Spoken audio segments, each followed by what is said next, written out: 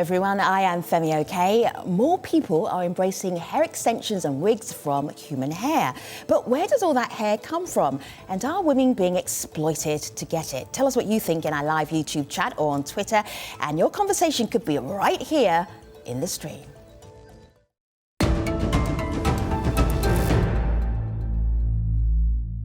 Ariana Grande's famous ponytails, Kylie Jenner's wig line, Nicki Minaj's floor-length extensions.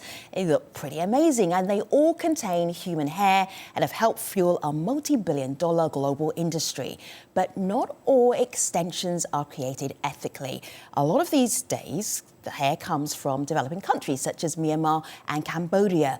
It belongs to impoverished women who give up their locks to hair traders for just a few dollars. After processing, that hair is then sold for up to thousands of dollars to customers in much wealthier nations. This exploitation is legal because the hair industry is pretty much unregulated. More people are starting to push for ethical sourcing, but concerns remain about origins and cost. Have a listen to this. Consumers are very vulnerable. You don't always know what you're getting, and you don't really have anyone to ask for help. And the people that you are asking are people that are selling. What are people going to think when you say, oh, I get hair from India? Impoverished people are cutting their hair off for you, and you think that's okay? All this hair goes to China, and they mix with synthetic hair, Chinese hair, Remy hair, and they say Indian, finest Indian hair in American markets, and everybody gets cheap. Joining us to discuss the hair industry, Erica Ayisi is a journalist based in Boston. Erica has travelled to Cambodia to speak to some of the women who sell their hair to traders. Also with us, Margot Greer, founder of Woven Hair, a Chicago-based, ethically sourced hair company. Margot was inspired to start her business after surviving breast cancer at a young age and losing her hair to chemotherapy. And finally, we have Valerie Ogoke, co-founder of Ayuna Hair. That is an ethically sourced human hair extensions company in Perth, Australia. Ladies, it's great to have you. I should say, full disclosure, I have over the years participated in the hair industry, but I've paid as little as possible because I'm so cheap. All right. This is such a popular business now for people of all different ethnicities. Let me show you something here. This is our Kardashians' glamour wardrobe, and this is Khloe Kardashian's glam room. And look at the hair in here. Woo! Oh my goodness. Look at that. I know, isn't that extraordinary? And then just before anyone maybe be thinking this is just a woman thing, Right. these hair pieces are made out of real hair, and guys are using them too. And whoa, look at that. Look how impressive that is. Human hair right there. And then, of course, who can forget? Ooh, look at that hairline. Very nice. That looks... That's it. You could not tell, even in the rain, in the wind. All right, and then one more. Who can forget Chris Rock's good hair? If you're watching this and you're trying to work out what is extensions, what are we talking about? Here we go. Two pieces here, you know, like extensions. These hair pieces are made out of real hair. All right, so that's the whole idea of what a hair extension is. What do they actually look like? I'm just wondering, Erica, you set out on a journey to find out about Cambodia hair extensions. Why did you do that? Well, I was wearing hair extensions like many women around the world, and I really wanted to know where it was coming from. I wanted to know, did the label actually match the country? That, like, if I was buying Brazilian hair, did it really come from Brazil? In my research, I couldn't really get to any harvesting in Brazil, and that's when I really started to question this Brazilian hair. What did it even come from here? And then I stumbled on Cambodia as an emerging market for human hair, and I wanted to go there and see women that were selling their hair. I really wanted to know their story, and I deeply wanted to know how much they were being paid for it, if anything at all. Margot, I see you nodding. Go ahead. Yeah, that's really interesting. I know a little bit more about the Indian hair industry, but I'm familiar. I know that women in Cambodia are, in fact, selling their hair, and it's, you know, we don't know how much they're getting paid for it. It's hard to track. It's hard to trace. I'm just looking at the different places around the world where hair is sourced from. This pie chart gives an idea of where. And mostly in Asia is where most of the human hair extension comes from, all over the world, but mostly in Asia. Valerie, you started a business trying to find ethical human hair. Why the emphasis on ethical? What's going wrong in the human hair industry that it would be unethical? Well, it initially started with my own journey of self-awareness, and I think that's commonality that we all share. When we understand that we're all interconnected, then we begin to ask the questions of how did this product get into my hands? Like, who was impacted in the production of this process? And I also noticed that when I would look online for different hair extensions, a lot of the messages and the core vision of a lot of the businesses just didn't resonate with where I was at in my journey. So I wanted to find something that really aligned with my personal morals. Erica, I'm just looking at your report that ended up being used on an NBC feature, and they actually liked your reporting so much that they then used it. Made in Cambodia, how women in poverty are supplying America's market for hair. And you meet some of the people who are selling their hair, that concept of selling hair. How does that sit with you?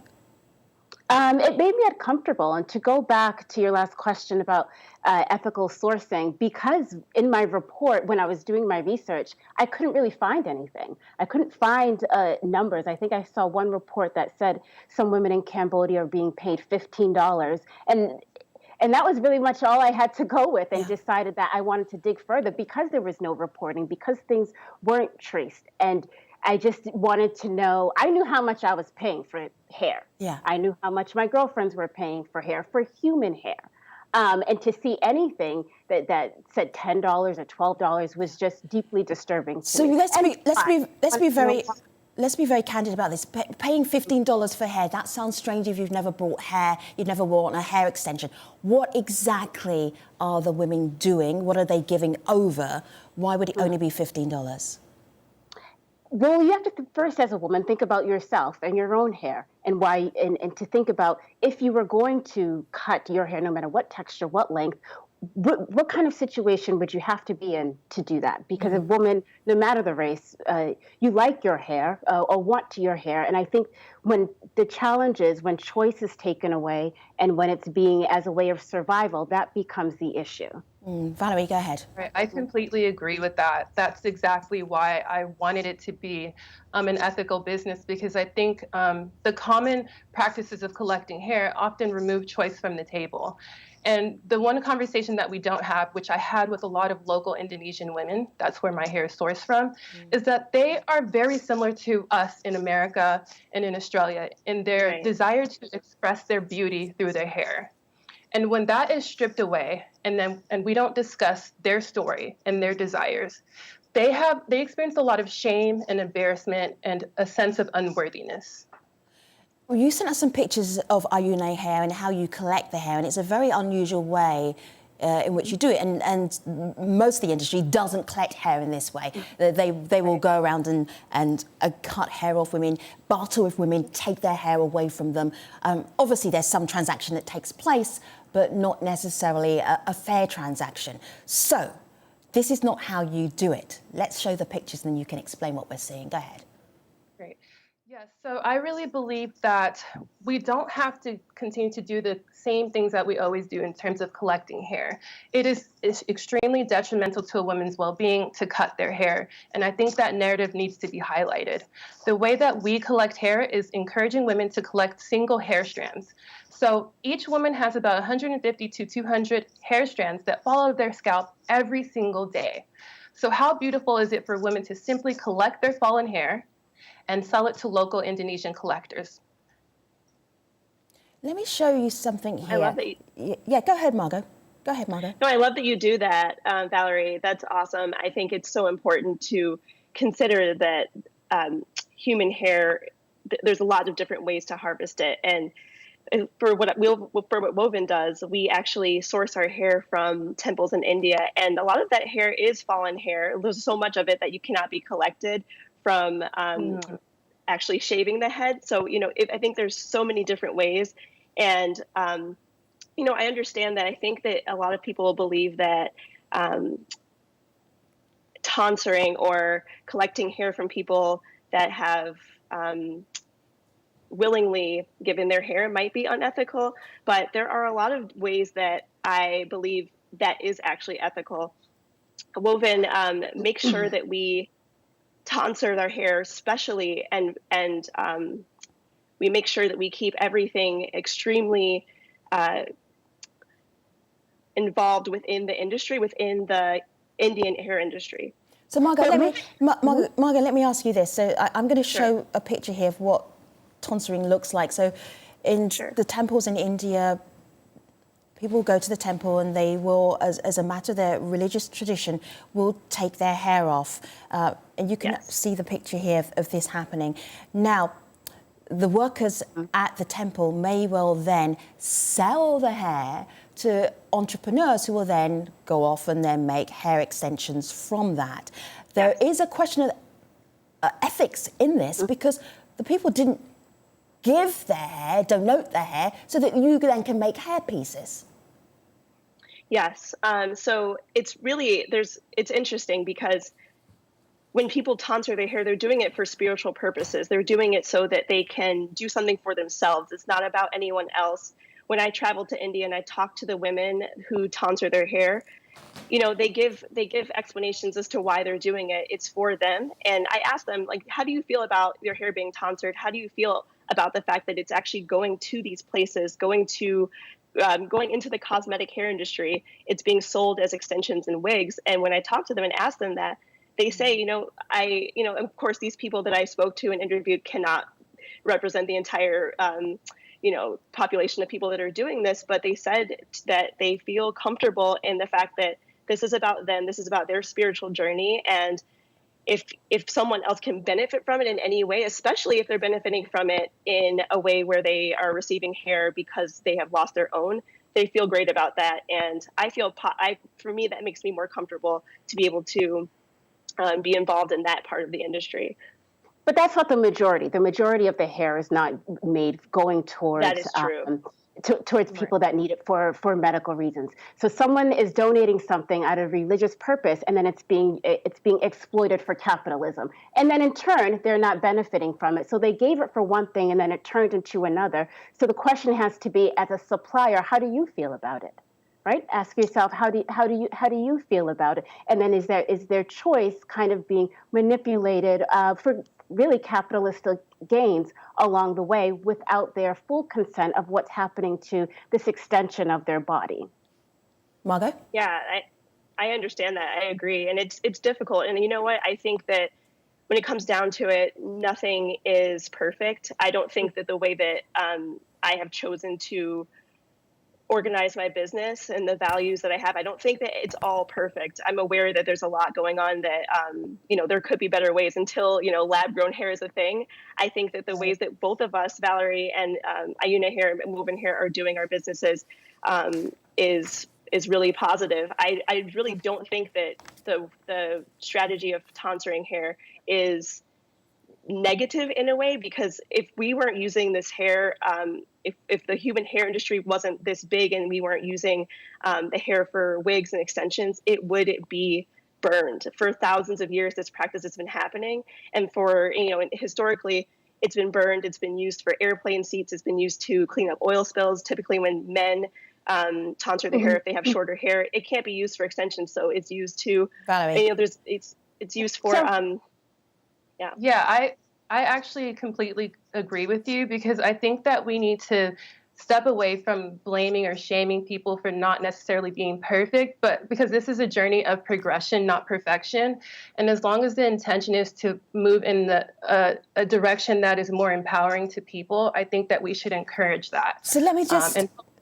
I hear all your perspectives. Let me just bring in the perspective from, and it's difficult to have them in this conversation, but so important, the women who are doing the trading, the women who are selling their hair. So we go to Vietnam for this one, and a report from Refinery 29, which is an online publication focused on women, and they spoke to somebody who sold her hair for $100. Let's have a listen.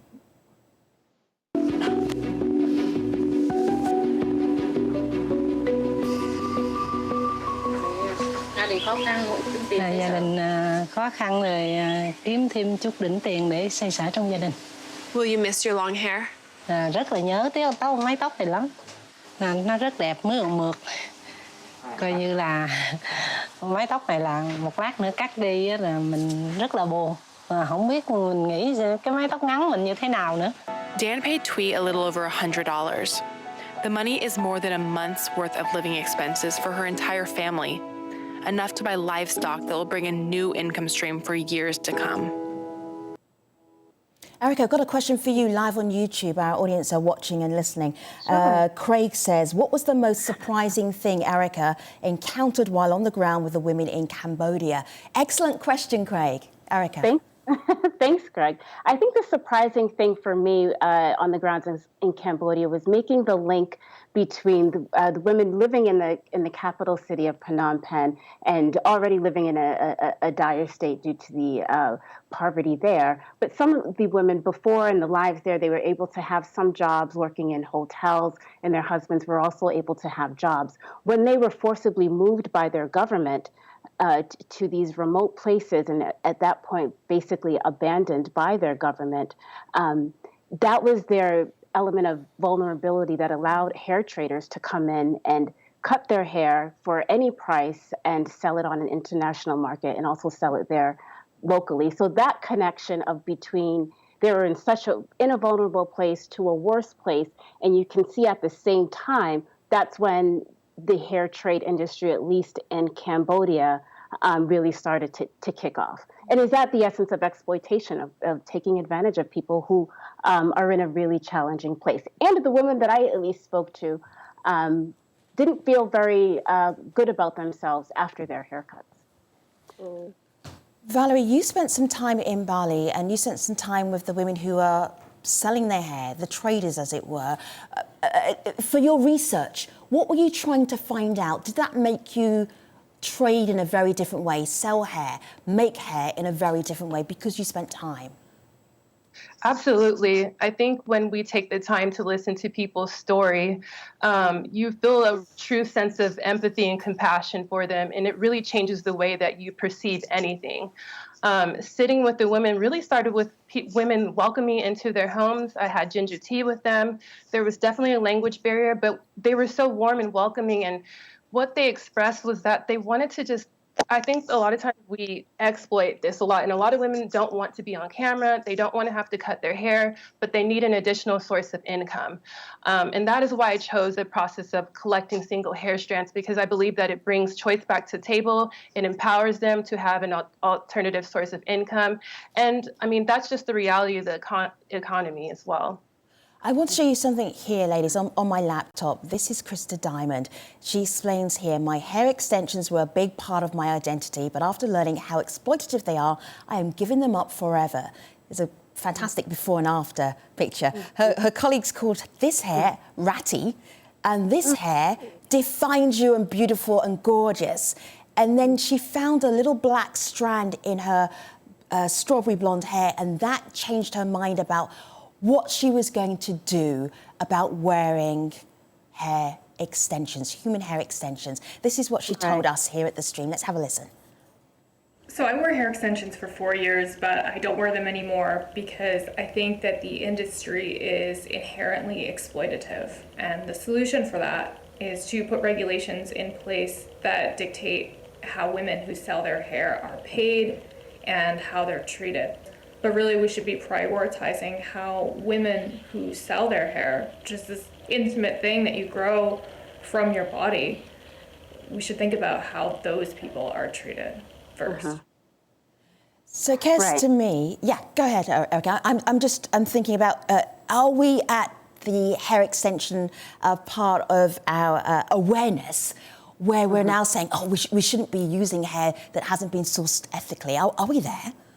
I don't think we're there yet. I think the conversation is starting. It's just now, really in the last 10 years or so, especially with Chris Rock's Good Hair, that we're having multiple layers of conversation about hair. You know, we've talked about the weaves, the extensions, the wigs, and all of that. And it's just now with the work that we're doing as we're starting to get to, okay, weaves, but where did that hair actually come from? So that's an extension of the hair trade industry, or just the hair and beauty industry that we're not talking about. And hopefully now that door has been opened. But look at the countries that we're talking about. I'm bringing a perspective of Cambodia, we're hearing Indonesia, we're hearing India, we're hearing different countries around Southeast Asia, and we're all telling different tales. We're all telling different tales and we're telling different numbers because there is no regulation in this industry at all. And I do have some of the hair that I was able to buy in Cambodia for those that wanted to take a look at Hold this. it right in front of your face, Erica. There you go. That's nice. Perfect. Look at that yaki girl. So that's unethical sourced hair right there that you're holding, right? Yes, this is the hair, and you'll see it also in my article. I bought this right in the local market in Phnom Penh. So I bought this. This is about maybe 18 to 20 inches of hair. Okay. So this is on a track or a weft, and this is loose hair, about the same length. So how do you have any idea do you have any idea where it came from? No, I don't. And because there are no regulations, and there's no paper trail, and that I definitely found in my reporting that they wanted to keep that secret. It's very difficult to find, even just to even get to the women was very, very difficult. But when I was in the market talking to people that sold it, publicly, it was very difficult. I would ask, what is a trader coming? And they would have, and I would see bags on the floor, and I asked, are those bags of hair? And they said yes. But when it's okay, when I wanted to meet the person that's dropping off that bag of hair, that was very difficult. So, Margot, I'm just showing Woven Hair here, your website, and part of your story is how you actually get that hair. What stops other people in the industry, the human hair industry, also making an effort to say we didn't take advantage of the women, we paid them the right amount for their hair, not pay them a few dollars and then sold it for hundreds of dollars? What is stopping the industry for self-regulating? I think it's just tricky. I think it's hard. I think people don't want to go that route because it takes more effort. It's not easy. It took a lot for me to get to the head of the human hair industry and figure out what was actually going on. People don't really, I think it's hard. And I don't really blame people for, not wanting to do that, but it's absolutely necessary. It's really, really important that we actually find ethical sources and make sure that we're doing things the right way. Ladies, it's not impossible though. Yeah. Go ahead. Ladies, Shuja says on Twitter as he's watching the show, as long as there is demand for hair extensions in the beauty industry, someone somewhere in the world will want to supply and fill in for the demand. It's unfortunate that poor people are being exploited even for their hair. Ethical practices are much needed. It occurred to me, synthetic hair? Why can't we use synthetic hair? I mean, we're so good at coming up with ideas about what we put on our hair, what we wear. Why not with hair too? So is that where we are? Is it just an issue? Is it not only just an issue of fair trade? Because it isn't really fair for people that don't want to sell it in the first place. So, you have to start there and ask that question. And then moving forward, why can't there be a synthetic distinguishable that works in the exact same way? And so that these people that are selling their hair or donating their hair are looking at other forms of sustainable lifestyle, of sustainable ways of taking care of their family, rather than just cutting their hair as a way of survival. Can they learn something that will take them further? One more thought, and this one comes from Twitter, from Gary Shuru, and the tweet here is really kind of sums up our responsibility as people who are using other people's hair. How does my freedom and pleasure affect another person's freedom and life? Women ought to be conscious of the consequences of their pursuit for beauty. Ethical business is essential to promote humanity. Good thought, but I'm wondering if people who are wandering around with their fantastic human hair are thinking about that. More work to be done. Ladies, thank you so much. Erica, Margot, Valerie, appreciate you. That's all for our show for today. I'll see you next time. Take care.